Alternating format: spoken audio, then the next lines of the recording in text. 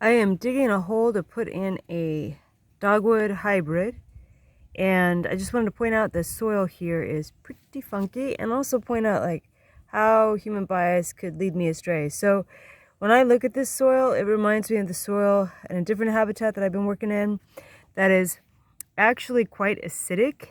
And I've started to associate this color of clay with acidity, whereas I'm associating the redder clays with higher alkalinity, which is in some ways completely ridiculous. So because I've been trained to doubt myself, that's what science is about, really, although a lot of scientists forget that, because we're humans. My impulse, my instincts are to be like, oh, I know what this is, blah blah blah blah blah. I tell myself a story off a few anecdotal experiences, and that's not sufficient. So for me to really know whether or not this soil is alkaline or acidic, and the consequences in terms of how much potassium might be blocking other macro and micronutrients, and what other micronutrient deficiencies might result from the pH.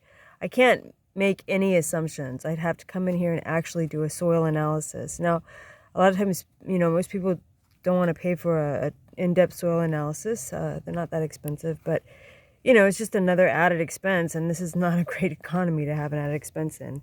The point is that your soil company should be providing that. And I guess the real point of this is just to say that you can come up with a story in your head that seems totally reasonable, but in the world of science and trying to avoid belief systems and operate and function on more information rather than less, that means not believing your own story, but doing the research.